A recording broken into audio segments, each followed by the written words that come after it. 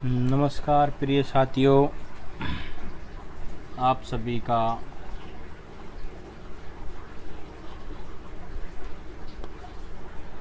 Sunbeam classes के online platform पर स्वागत है।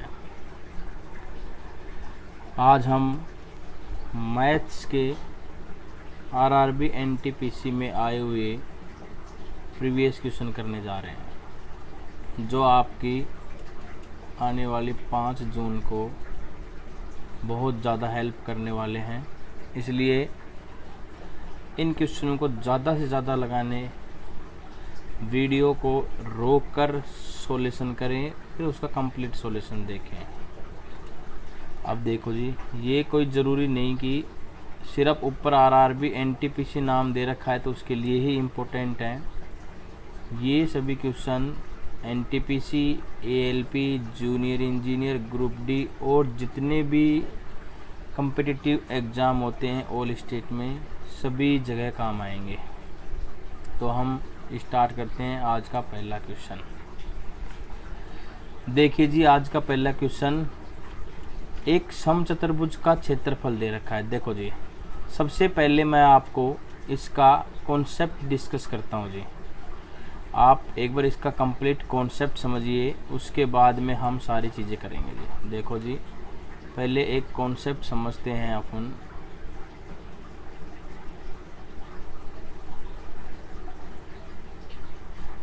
यहाँ से बनाते हैं, कॉन्सेप्ट समझते हैं। ये एक समचतुर्भुज है, ठीक है जी। इसके ये दो विकर्ण हैं, ये हमने दो विकर्ण बना दिए। अब कॉन्सेप्ट समझने की कोशिश करते हैं।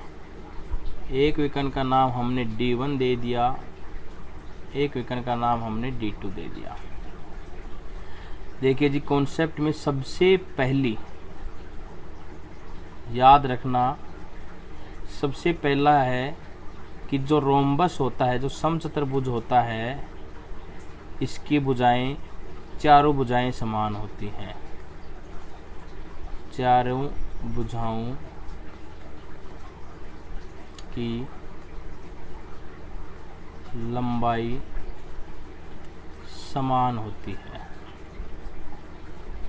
आ गई जी बात समझ में। सबसे पहले यदि ये भुजा A है तो ये भी A रहेगी, ये भी A रहेगी और ये भी A रहेगी। दूसरी बात है जी, ध्यान से देखना जी। दूसरी बात है, विकर्ण होते हैं, जो ये विकर्ण है, यहाँ पर परस्पर लंब समद्विभाजक करते हैं। अब शब्द को, ये दो चीज़ें आपको कॉन्सेप्ट है। लंब का मतलब होता है जी 90 डिग्री, यानी कि ये दोनों विकर्ण D1 और D2 जहाँ काट रहे हैं, ये प्रत्येक कोण कितने डिग्री का बन रहा है जी? 90 डिग्री का। कितने डिग्री का बन रहा है जी? 90 डिग्री का। ये तो हो गई लंब। सम का मतलब समान, द्वि का मतलब दो, भाजक का मतलब बांटना। यदि ये D1 है तो ये हो जाएगा D1/2, इधर भी हो जाएगा D1/2, ये हो जाएगा D2/2 और ये भी हो जाएगा D2/2। अब देखो जी, जब 90 डिग्री के सामने की भुजा क्या हो जाती है जी? कर्ण। एक त्रिभुज बन गया तो 90 डिग्री के सामने की भुजा हो जाती है जी कर्ण। फॉर्मूला कैसे निकलता है जी? फॉर्मूला बस इसी तरह निकल जाता है कि इसके अंदर 4 त्रिभुज बन गए और त्रिभुज का जो एरिया होता है, त्रिभुज का एरिया यानी कि क्षेत्रफल होता है 1/2 गुणा आधार गुणा ऊंचाई। आधार गुणा ऊंचाई। अब देखो जी, जिसमें 90 डिग्री, जिस त्रिभुज में एक कोण 90 डिग्री का हो तो वो होता है जी समकोण त्रिभुज। कैसा त्रिभुज होता है जी? समकोण। और 90 डिग्री के सामने वाली भुजा होती है जी कर्ण। बाकी दो भुजाओं में एक आधार बच जाती है तो एक ऊंचाई। अब इसके सामने ये 90 डिग्री हो गई, तो ये भुजा तो हो गई कर्ण, एक भुजा आधार बच गई, तो एक थी d1/2 और एक थी ऊंचाई तो d2/2। एक त्रिभुज का क्षेत्रफल निकल के आ गया 1/8 गुणा d1 गुणा d2। ऐसे कितने त्रिभुज बन रहे हैं? 4। तो इसको अपन 4 से गुणा कर देते हैं, तो 1/8 गुणा d1 गुणा d2। जब इसको इससे काटते हैं तो जी एरिया ऑफ समचतुर्भुज का निकल के आ जाता है, समचतुर्भुज का एरिया ये निकल के आ गया 1/2 गुणा d1 गुणा d2। ये कहता है जी कॉन्सेप्ट, ये कहता है जी कॉन्सेप्ट। इसको अच्छे से याद करो, ठीक है जी। अब देखो जी, अब इसमें अपने को सवाल में दे रखा है, क्या दे रखा है जी? सवाल में दे रखा है जी, नोट कर लेना कि समचतुर्भुज का क्षेत्रफल दे रखा है जी। तो समचतुर्भुज का क्षेत्रफल दे दिया, यानी कि एरिया दे दिया, तो हो गया 96। एरिया होता क्या है जी? 1/2 गुणा d1 गुणा d2 बराबर 96, जिसका एक विकर्ण यानी कि d1 का मान दे दिया जी 16 सेंटीमीटर। तो d2 का पहले ज्ञात करेंगे, तो 1/2 16 गुणा d2 96, काटेंगे 16 एकम 16, 6 बार कटेगा, तो d2 आ गया जी 6 को 2 से गुणा करेंगे जी 12। d2 का मान कितना आ गया जी? 12। आगे चलते हैं जी, देखो जी हम अब वही समचतुर्भुज के अंदर देखिए जी, एक विकर्ण का मान आ गया जी 16, एक विकर्ण का मान आ गया जी 12, एक 16 एक 12। लेकिन अपने को सवाल में पूछ रहा है भुजा की लंबाई, अपने को तो ए चाहिए।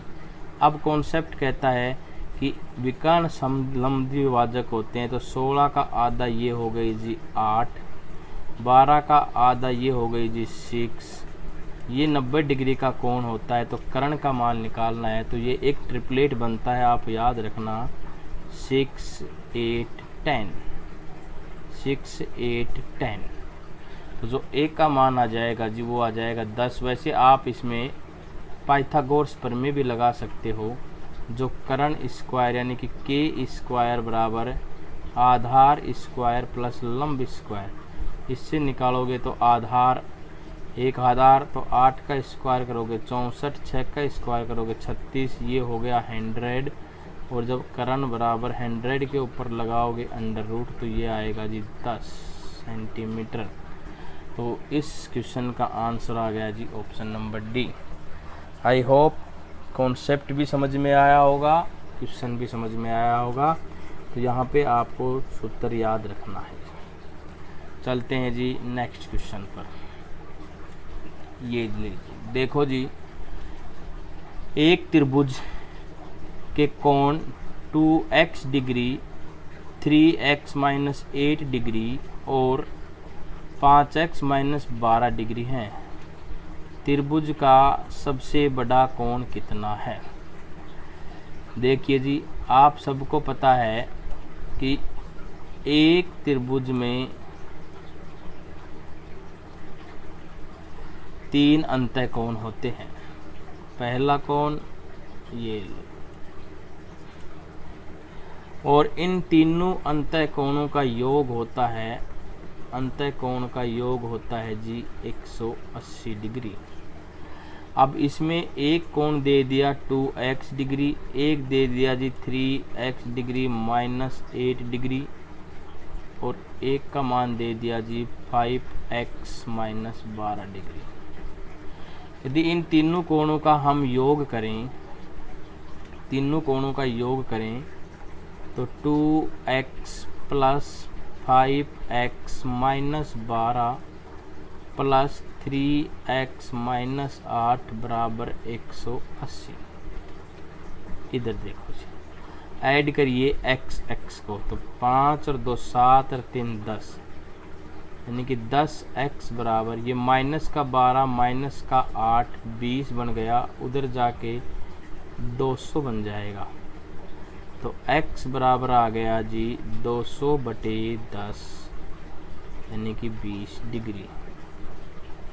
x की वैल्यू आ गई जी 20। पहला एंगल था जी 2x, तो 2 गुणा 20, पहला आ गया जी 40 डिग्री। दूसरा था जी 3x माइनस 8, तो 3 गुणा 20 माइनस 8, 20 तिया 60 में से जाएगा तो जी दूसरा आ गया जी 52 डिग्री। तीसरा था जी 5x माइनस 12, 5 इंटू 20 माइनस 12, 20 पंजी 100 में से 12 जाएगा तो जी 88 डिग्री। अब इन तीनों एंगल में से सवाल पूछ रहा था कि सबसे बड़ा कोण है कौन सा है, तो जी सबसे बड़ा कोण है जी 88 डिग्री। तो ऑप्शन नंबर डी 88 डिग्री। आई होप समझ में आया होगा। नेक्स्ट क्वेश्चन पर, बहुत ही अच्छा क्वेश्चन है, एनटीपीसी 2020 दिसंबर में आया हुआ है। देखो जी इसके भी कॉन्सेप्ट है, एक फॉर्मूला है, एक सूत्र है जी, आपको याद रखना है। देखो जी फॉर्मूला कहता है जी प्रथम संख्या जब भी किसी दो संख्याओं को गुणा करते हैं, पहली संख्या गुणा दूसरी संख्या बराबर होता है इन दोनों संख्याओं का एलसीएम को यदि इन दोनों संख्याओं के एचसीएफ से गुणा करते हैं। अभी देखो ये प्रैक्टिस चल रही है, तो हम ये चीज़ डिस्कस नहीं कर रहे कि ये निकल के कैसे आता है।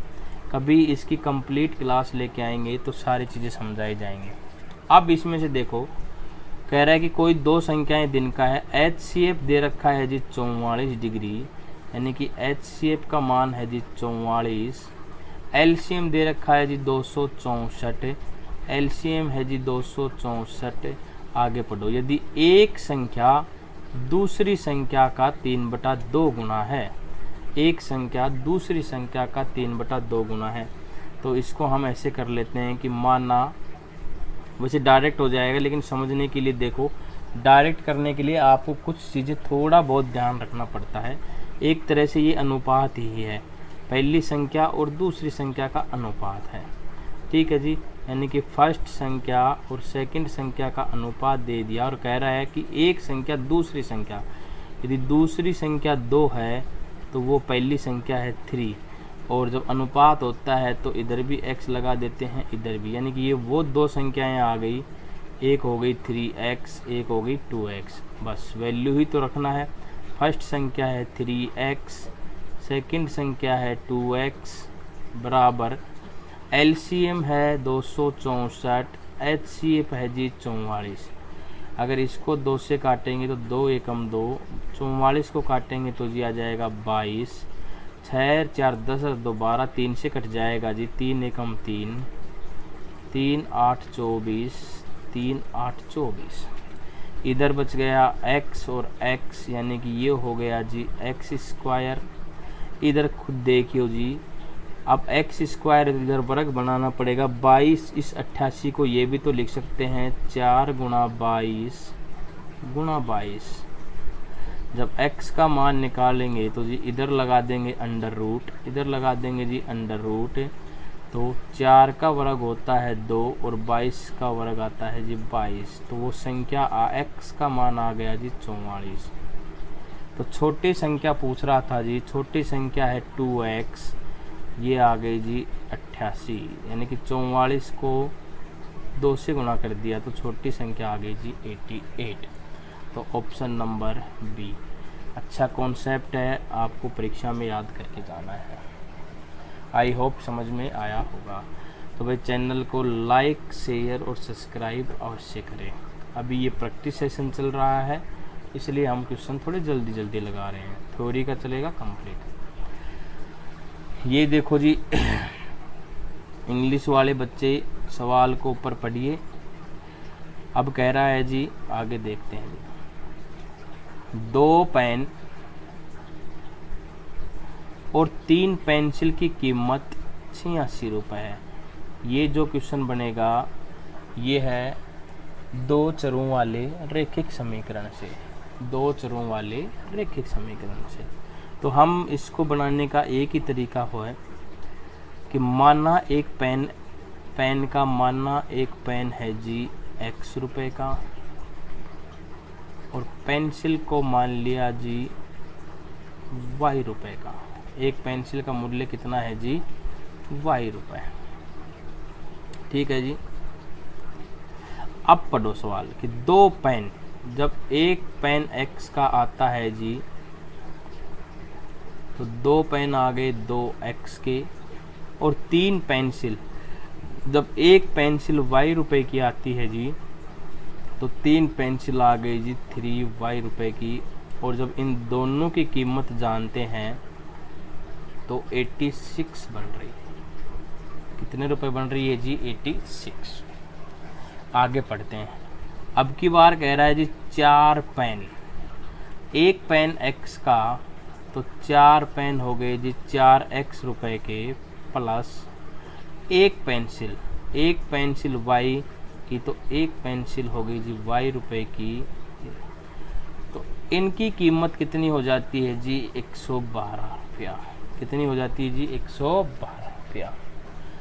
बस अब ऐसा जब भी दो वेरिएबल हो, यानी कि दो चर x और y हो और जिनकी घात एक एक हो, तो इसे ही कहते हैं दो चरों वाले रैखिक समीकरण। अब इनमें करना क्या होता है कि चाहे x x को बराबर कर लो, चाहे y y को बराबर कर लो। तो हम यहाँ पे क्या करते हैं कि x को बराबर कर लेते हैं। तो x का नीचे 4 है तो ऊपर भी क्या बनाना है 4। तो ऊपर की पूरी समीकरण को हम किससे गुणा कर देते हैं जी 4 से। किससे गुणा कर देते हैं जी 4 से। देखिए जी तो क्या बन के आ गई, मैं ऊपर ही लिख देता हूँ। जब 4 को 2 से गुणा करेंगे तो जी 4 बनाना है तो जी 2 से गुणा करेंगे। किससे गुणा करेंगे जी 2 से। जब 2 को 2 से गुणा करेंगे तो जी बन गया 4x, प्लस 2 को 3 से गुणा करेंगे तो जी बन गया जी 6y बराबर। जब 2 को 86 से गुणा करेंगे तो 6 दूनी 12, हासिल 1, 8 दूनी 16 और 1 17, 172। अब समीकरण ये बन गई ऊपर वाली 1, ये बन गई सेकंड। तो हम करते हैं जी फर्स्ट में से सेकंड माइनस, फर्स्ट में से सेकंड माइनस। तो इसमें से ये घटाएंगे तो ये 4x से कट गया, ये माइनस में चिन्ह बदल जाते हैं, ये माइनस का हो गया, ये माइनस। तो 4 में से 4 कट गया 4, 6y में से 1y जाएगा तो बचेगा जी 5y। क्या बचेगा जी 5y। और 172 में से 112 जाएगा तो बचेगा जी 60। तो बचेगा जी 60। यहाँ से आप खूब आसानी से y का मान निकाल सकते हैं। 60/5, इसको काटेंगे तो जी y का मान आ गया 12। और y किसे माना था अपन ने, एक पेंसिल। तो एक पेंसिल की वैल्यू तो आ गई 12 रुपये। किसी भी समीकरण में y का मान 12 रखिए, x का मान आ जाएगा।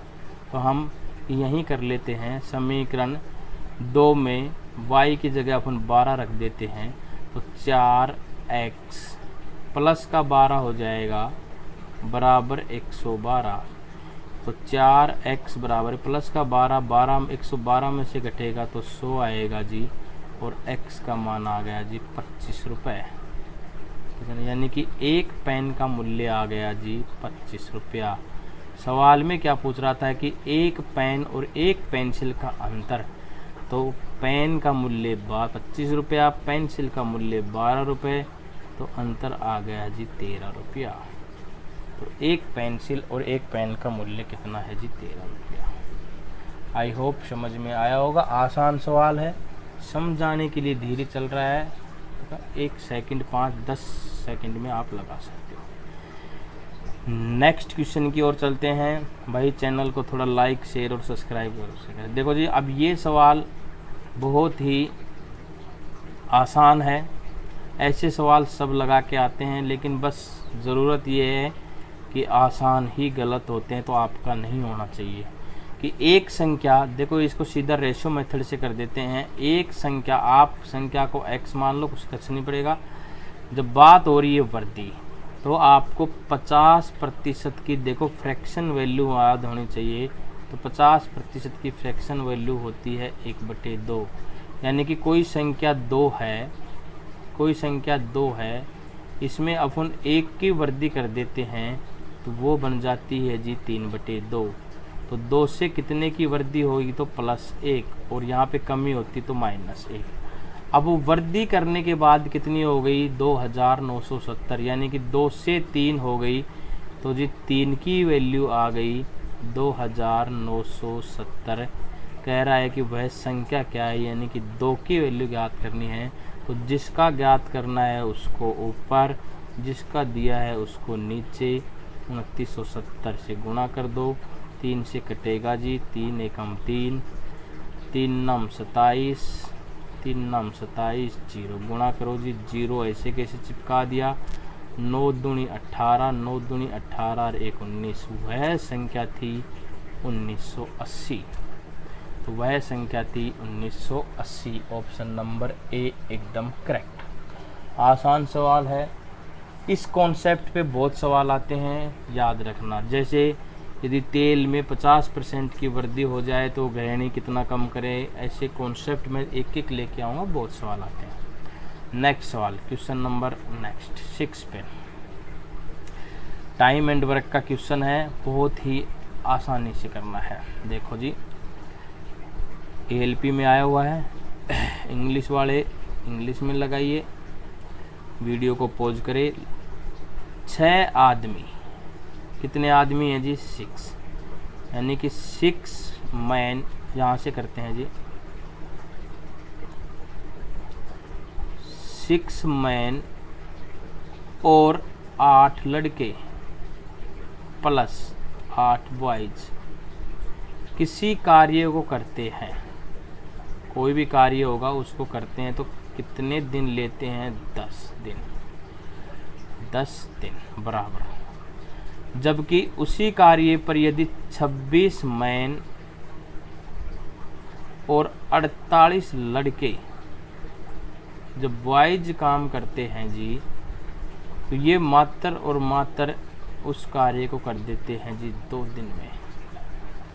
सवाल आपसे पूछ रहा है कि 10 आदमी और 20 लड़के कितने में करेंगे। तो यहाँ से हम क्या करते हैं ऐसे सवालों में कि आदमी और बॉयज के एफिशिएंसी का रेशियो निकाल लेते हैं। तो देखो बीच में बराबर का चिन्ह है, तो 2 एकम 2, 2 पंजू 10, 5 को जब 6 से गुणा करते हैं तो 30 मैन प्लस 8 पंजू 40 बॉयज बराबर 26 मैन प्लस 48 बॉयज। बॉयज को एक साइड में करिए जी, मैन को एक साइड में। तो जब 30 के पास 26 मैन आएगा तो माइनस का हो जाएगा, तो बचेगा जी 4 मैन बराबर प्लस 48 बॉयज के पास 40 जाएगा तो माइनस का, तो जी बचेगा 8 बॉयज।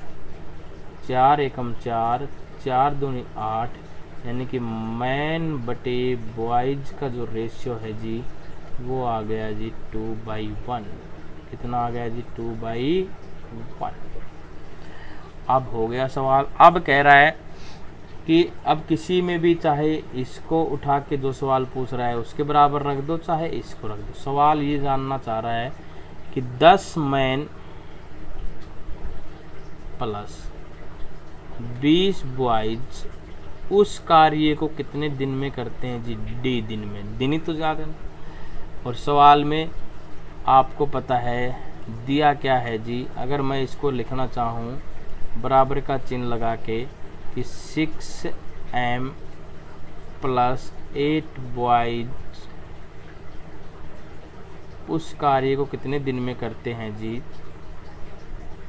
10 दिन में। मैन और बॉयज का जो रेशियो आया है वो पुट करते हैं जी, बराबर 10 मैन है जी 2 प्लस बॉयज है जी 1 इंटू D। यहाँ से करते हैं 6 इंटू 2 प्लस 8 इंटू 1 10। चलो जी जब 10 को 2 से गुणा करते हैं जी 20 आता है, 20 को जब 1 से गुणा करते हैं तो 20, और 20 जब दोनों को जोड़ते हैं तो 40 इंटू डी बराबर, जब 6 को 2 से करते हैं तो 12, और 8 को 1 से करते हैं तो 8, 12 और 8 20 इंटू 10, तो D बराबर आ गया जी। बहुत अच्छे से आपको पता लग रहा है, 20 एकम 20, 20 दूनी 40, 2 एकम 2, 2 पंजू 10, तो D बराबर आ गया जी 5 डेज।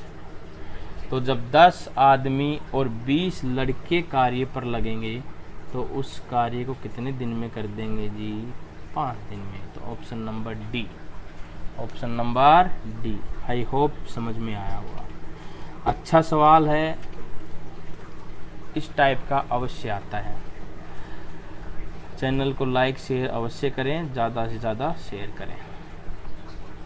लो जी, बहुत अच्छा कॉन्सेप्ट, आसान सा कॉन्सेप्ट देखने में आता है, एनटीपीसी में आया हुआ है। कोई राशि चक्रवृद्धि ब्याज पर 4 वर्षों में अपने आप की 3 गुनी हो जाती है। किस पर? कितने वर्षों में वह स्वयं की 2187 गुना हो जाएगी? तो देखो जी, 3 गुना होने में उसको कितना समय लगा जी? 4 वर्ष। कितना समय लगा? करना है जी 2187 गुना, यानी कि कितना समय लगेगा? कितना समय लगेगा?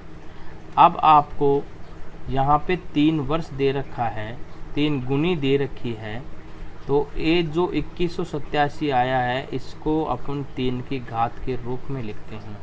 तो आपको पता है 3 की पावर 4 81 होता है, 3 की पावर 5 243 होता है, 3 की पावर 6 आप करके देखो, जब इसको 3 से गुणा करोगे तो 3 तिया 9, 4 तिये 12, 3 दूनी 6, 1 7, 729।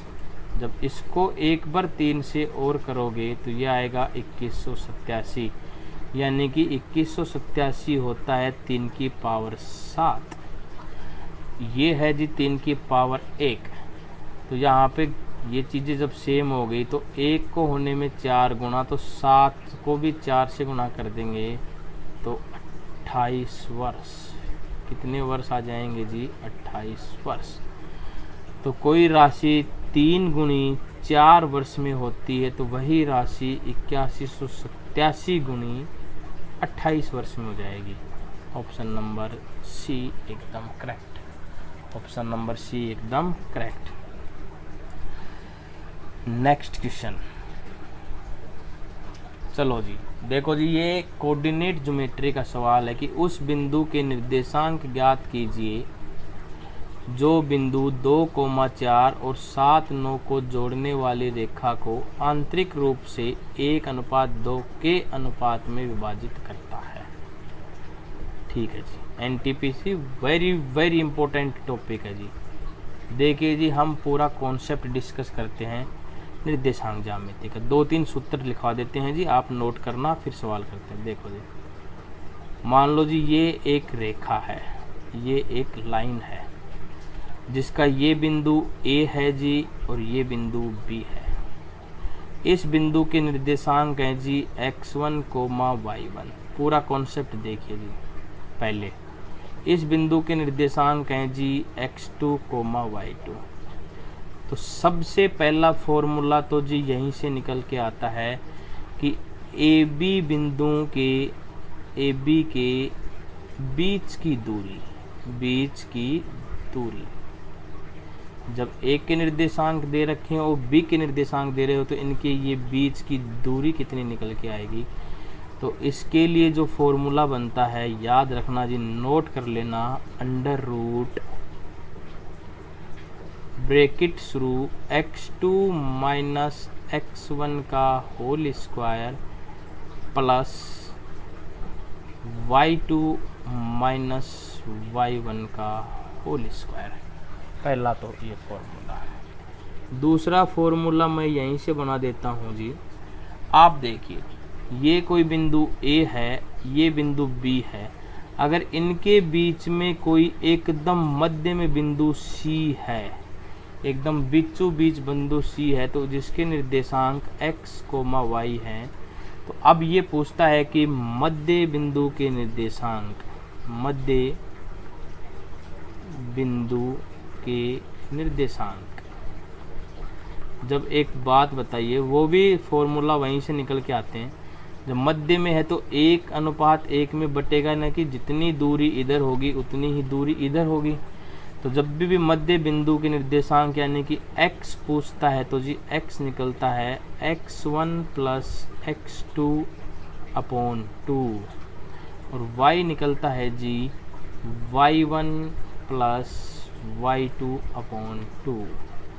ये दो फॉर्मूले मध्य बिंदु के निर्देशांक यानी कि x, y निकल गया। तीसरा फॉर्मूला जी इस क्वेश्चन के ऊपर ही भी है कि चलो इसी क्वेश्चन के ऊपर है जो नेक्स्ट स्लाइड में हम डिस्कस करते हैं। पहले इनको नोट करो, पहला ये, दूसरा ये। मध्य बीच की दूरी पूछता है, फॉर्मूला ये लगाएंगे। मध्य बिंदु के निर्देशांक पूछता है, ये लगाएंगे। अब सवाल ये है जी, देखिए जी, अब इसके ऊपर आ जाइए जी। अब इस सवाल के हिसाब से फॉर्मूला नंबर 3 आ रहा है, नोट कर लेना जी, कि ये कोई लाइन है जिसके ए बिंदु के निर्देशांक हैं जी x1, y1 और बी बिंदु के निर्देशांक हैं जी x2, y2। और ये कह रहा है कि उस बिंदु के निर्देशांक ज्ञात कीजिए जो इस रेखा को ये कहीं पर भी काट दे, C, कहीं पर भी काट दे C कि x, y, कि ये इसे m1 अनुपात m2 अनुपात में विभाजित करता है। यानी कि अब इसमें 1:2 दे रखा है, एकदम मध्य में तो है नहीं, m1 अलग होगा, m2 अलग होगा।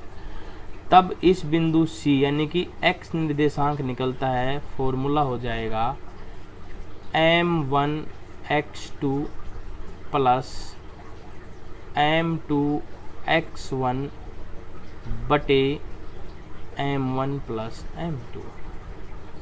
कैसा विभाजन हो? आंतरिक विभाजन।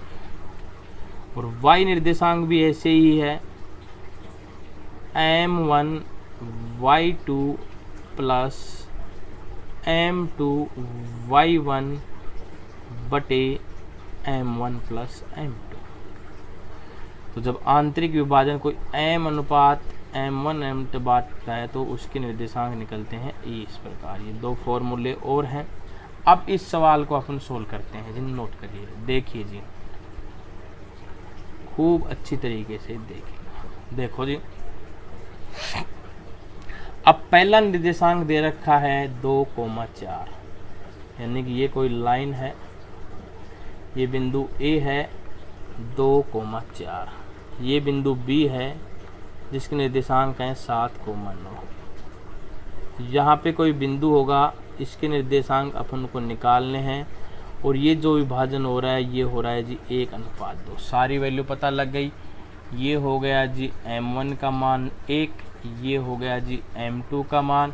इधर लिखते हैं जी x1, y1 और उधर लिखते हैं जी x2, y2। पहला कोऑर्डिनेट हम निर्देशांक हमेशा x का मान ज्ञात करना है जी। पहले x ज्ञात करते हैं। तो x कह रहा है जी m1 गुणा x2, तो m1 1 है, x2 7, 7 को 1 से गुणा करेंगे तो ये आएगा 7 प्लस m2 2 है जी, m2 गुणा x1, x1 2, 2 और 2 को गुणा करेंगे तो ये आएगा 4 बटे इन दोनों का योग 2 और 1 3, तो 7 और 4 11, यानी कि x तो आ गया जी 11/3, x आ गया जी 11/3। ठीक है जी। इसी प्रकार y निकालते हैं, इसी प्रकार जी y में भी देखो m1 को y2 से गुणा करना है, तो m1 है जी 1, y2 है जी 9। जब 9 को 1 से गुणा करेंगे तो जी आएगा 9 प्लस m2 गुणा y1, m2 है जी 2, y2 है जी 4। जब 4 को 2 से गुणा करेंगे तो 4 दूनी 8, बटे में वही m1 प्लस m2 तो 3, तो 9 और 8 यानी कि 17/3। तो जिस ऑप्शन में 11/3 कोमा 17/3 है जी वही आंसर है।